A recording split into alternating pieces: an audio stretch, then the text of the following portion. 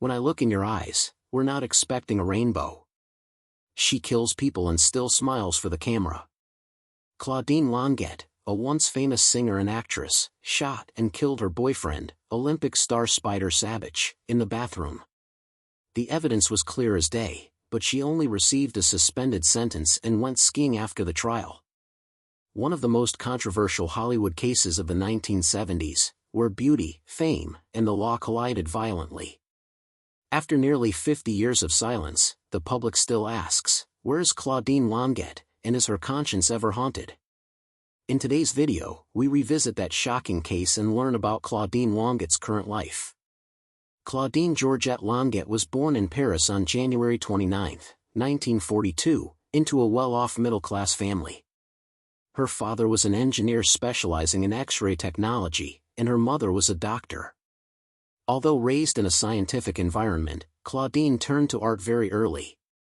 At the age of 17, she began performing at the Folies Bergerac Theatre, a gathering place of dancers considered icons of French entertainment culture at that time. Her gentle demeanor, cinematic face, and ability to control the stage made Claudine stand out from her peers. In 1960, the first turning point in her life came when Lou Walters, the owner of a famous nightclub in Las Vegas and the father of journalist Barbara Walters, happened to see her perform in Paris. Impressed by her charisma and performance ability, he invited Claudine to America to perform at the Tropicana Hotel, which was in need of new faces for the American version of the Folies Bergerac. With the ambition to expand her career and explore the world, she agreed. That year, Claudine was only 18 years old. As soon as she arrived in Las Vegas, she attracted the attention of the local media. But what was more special was that she caught the attention of Andy Williams, the top music star at the time, famous for the hit Moon River. They met in 1961 when Andy was performing at a big event, and Claudine was the main dancer in the show. Andy was attracted almost immediately by Claudine's elegant appearance, soft voice, and calm style. Their relationship developed quickly, and just a few months later, they were married. Marriage propelled Claudine into the heart of American showbiz. No longer an expatriate dancer, she was now the wife of one of America's most famous stars. What set Claudine apart was that she refused to take a back seat to her husband. Despite marrying someone who could guarantee her a comfortable life, Claudine was determined to make a name for herself. She began taking singing lessons, acting lessons, and spending hours practicing her voice every day so she could appear independently on television shows. The Andy Williams Show, a popular national television entertainment program, was the perfect launching pad for Claudine to introduce herself. With Andy's support, she appeared in a variety of light musical acts, often performing French songs or European-inflected pop. Her reserved, light, and somewhat mysterious performance style helped her create an image that was completely different from her American female contemporaries. The period from 1962 to 1968 was a period when Claudine appeared regularly on television, associated with the image of a graceful, sophisticated, and somewhat romantic French woman on the American stage. In the eyes of the public, she was the embodiment of a soft but iconic beauty, completely different from what was popular at that time. Along with her television appearances, Claudine began to receive offers for television roles and then for films. Everything seemed to be going in the right direction. In less than a decade, Claudine Longet had gone from a young girl from Paris to a household name in American showbiz. But behind the gigs, magazine covers, and applause was an underlying pressure that everything she owned was tied to the name of Andy Williams. After gaining attention on television, Claudine Longet began her career in recording.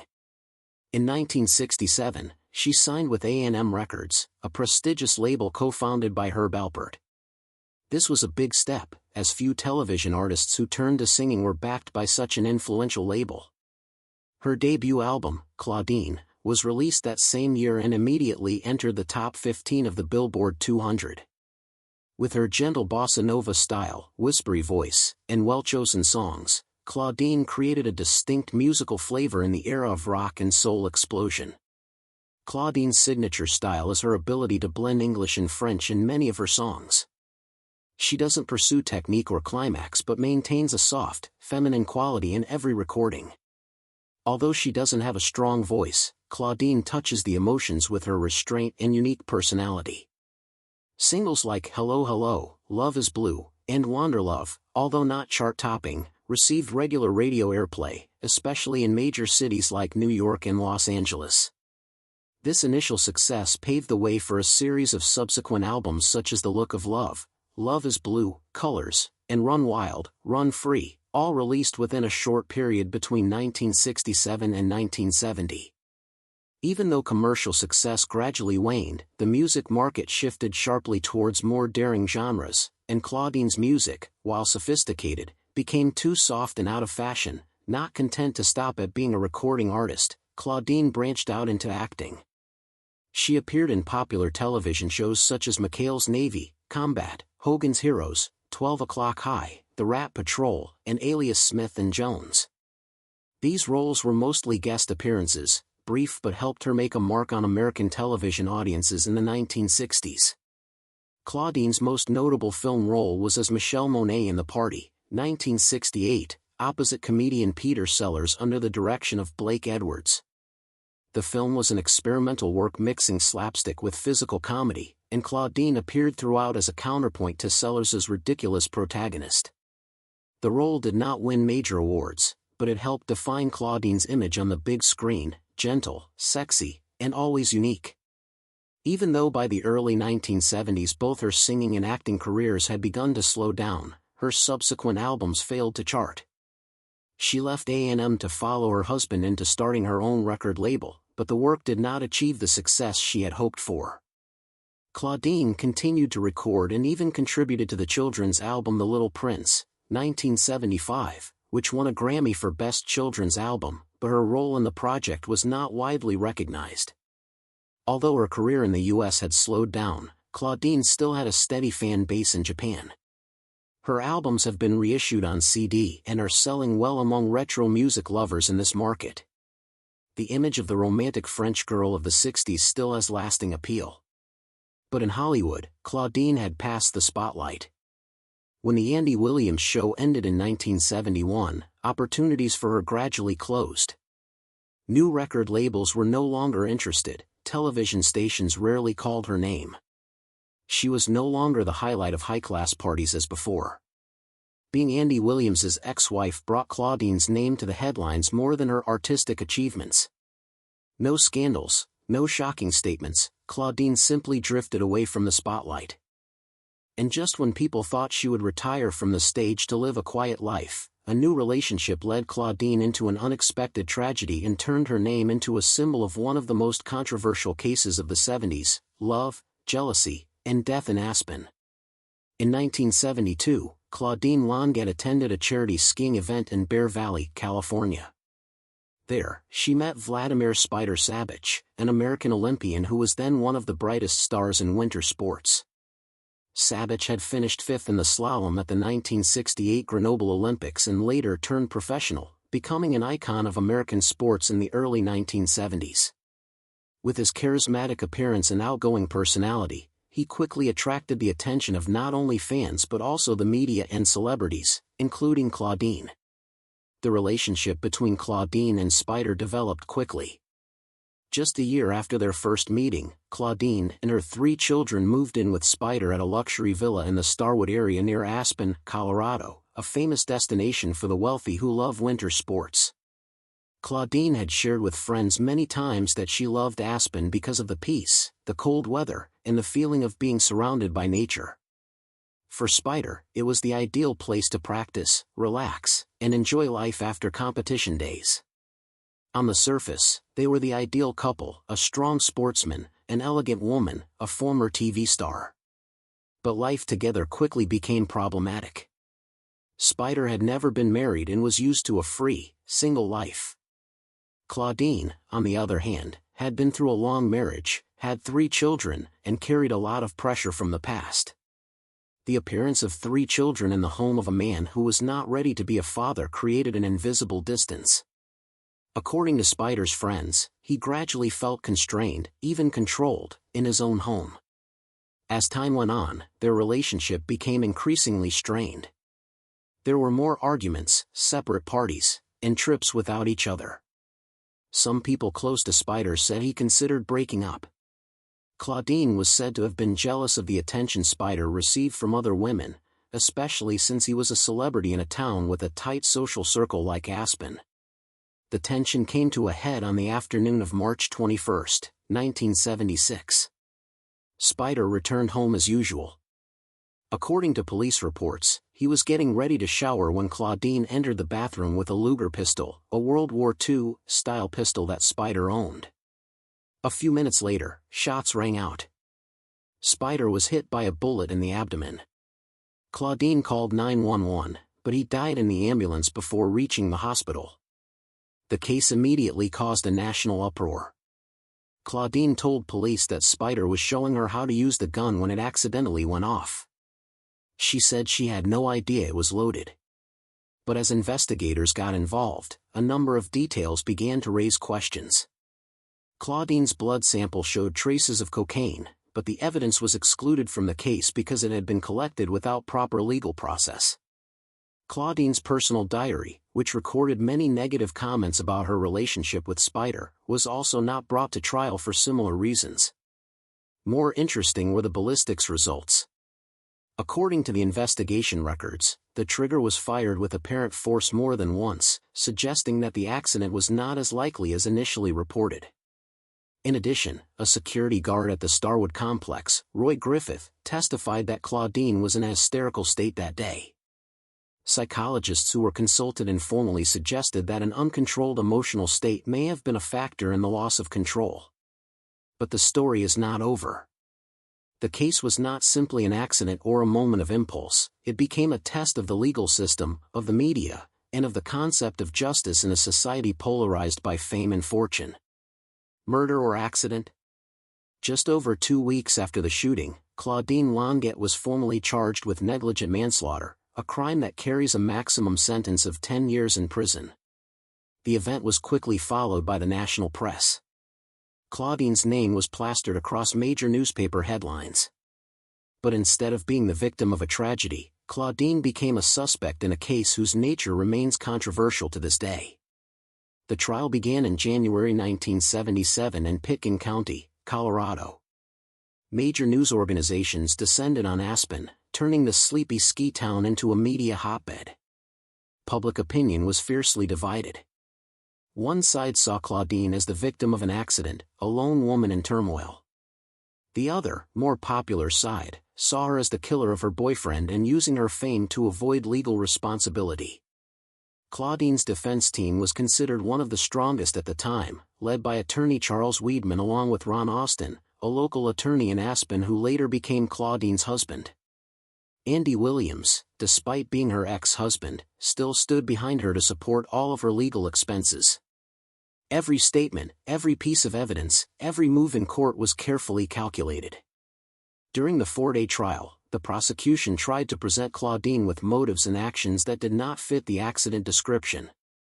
They emphasized that the gun had been fired at least once on purpose and that Claudine had no apparent knowledge of how to operate a Luger.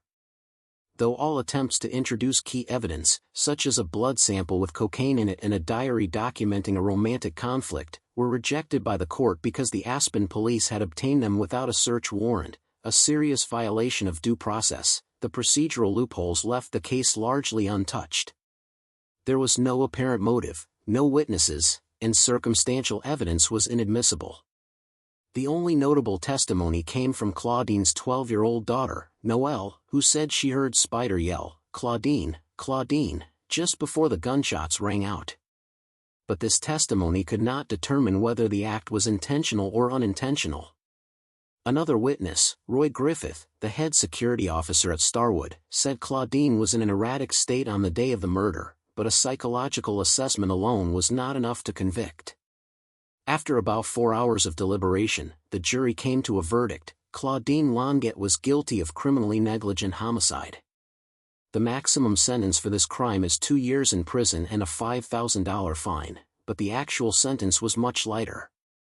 Judge George Lohr sentenced Claudine to 30 days in jail, 2 years of probation, and a $250 fine.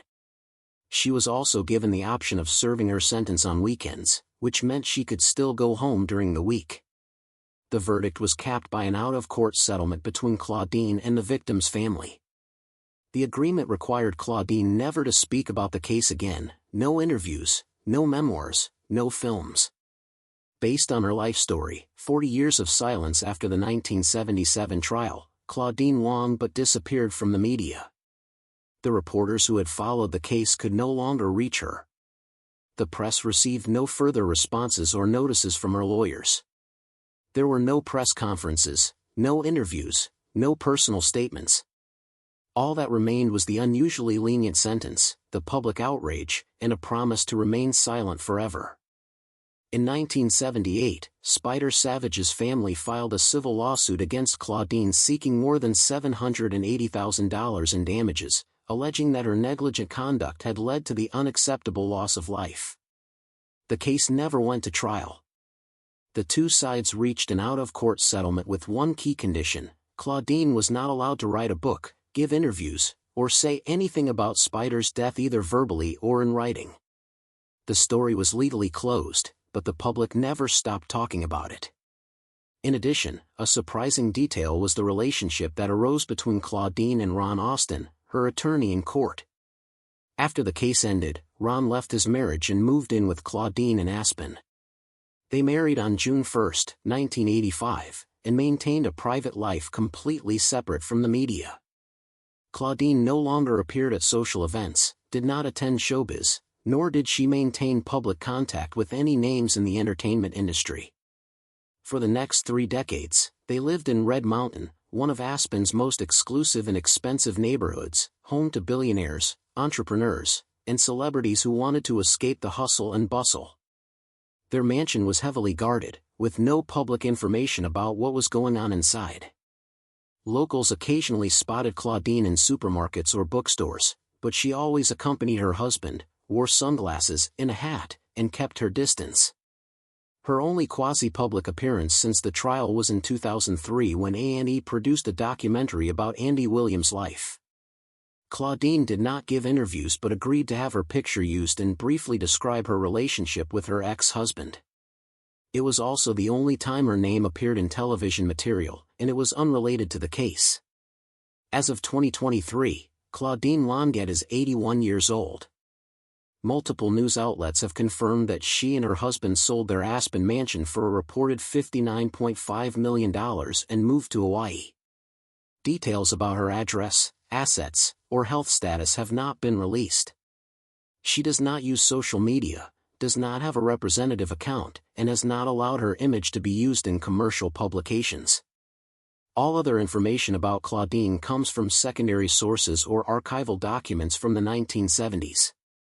Several recent articles, podcasts, and social media videos have continued to delve into the Sabich case. Many young people, those born decades after the trial, have found the story as a prime example of inequality, injustice. Topics like celebrities getting away with it and women and legal power have pointed to her as a prime example.